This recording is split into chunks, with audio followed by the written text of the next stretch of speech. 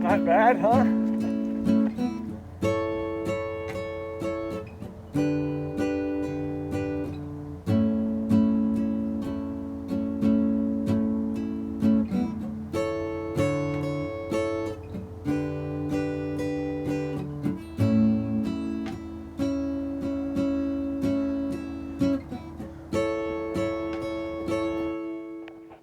Hi, this is Dave from Free Run Speed. Going to talk to you today about the New Balance Fuel Cell Elite 2. The version 2 replaces this shoe, which is the version 1 that I reviewed last year, but I also continued to run in it because it was very fun to run in. And I really liked it. But then when I saw the Elite 2, I thought, oh, I better try that because the stack height is way higher. So let's talk about it. It's retail $225. 7.8 ounces in my men's size 9, or 221 grams. 36 millimeters in the heel. It's wrapped, of course. So you're not sitting on top of it, you're sitting inside this, but it's 36 millimeters in the heel. And it's 28 millimeters in the forefoot, giving you an 8 millimeter heel to forefoot offset. My first run, as always, was 2 hours. And it was interesting. First, I never noticed my feet, never noticed the shoes, never noticed anything. I just ran 2 hours, and I did it on some trails. As you can see, these shoes are dirty, but I did it on some trails, and the shoe worked great. I felt great the entire run. I got back, my legs didn't feel like I ran 2 hours. It was an amazing ride, but something interesting happened. When I got back, the insole on the right shoe was sticking up, just like this. It was a lot more compressed because my foot was in it, but it was sticking out. It had slid all the way back and was sticking out of the shoe. What's interesting about that is I never felt it. I did not feel that insole sliding. I didn't feel like my foot was sitting half on the insole and half on the shoe without the insole. I didn't notice any of that. I just kept running. It was only when I got back that I noticed that insole was sticking out. I alerted New Balance with the issue, and then I went out and ran in it again to see if it was maybe the socks that I was wearing.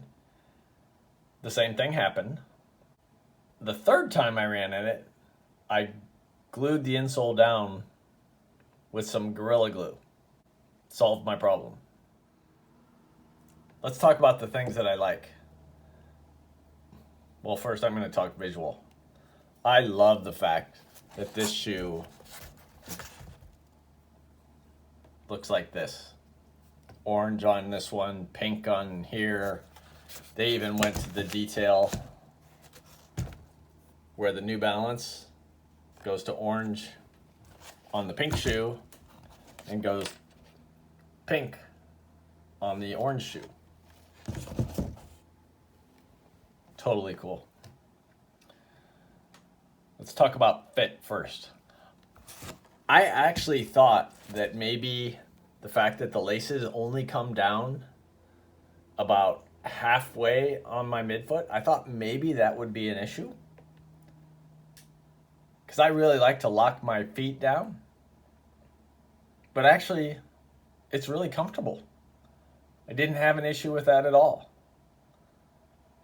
The heel fit is great. And as I've always said, if the shoe fits in the heel, that's the first step.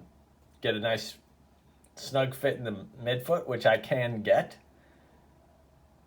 And then whatever happens from here to here doesn't really matter.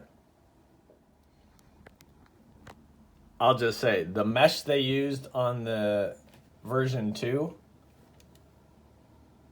is a great deal better than version 1. Version 1 looks like a mesh they pulled out of 1998 or something. This mesh is engineered, it's beautifully done.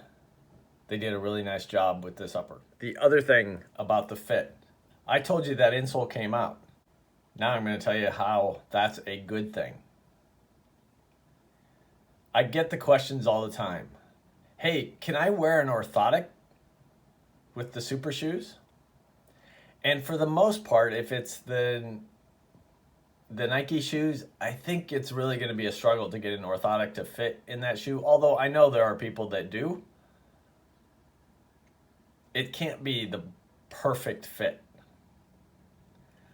I think with this one, with the fit of this upper and the good base that's underneath you, and the fact that that insole comes out, I think that's good. I think this shoe works for people with orthotics. I really like the overall stack height, the 8mm drop, and just the springy nature of the foam. The foam feels alive no matter what pace you're running in. I also like the general ride of the shoe. This shoe does not flex at all, which for me, I found shoes that don't flex that work and shoes that don't flex that don't work, where my left foot falls asleep.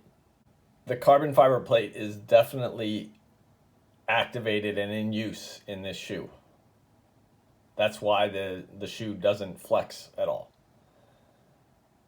But why I like it is the midsole is so springy that it's almost like you don't even notice that there's a plate in the shoe at all.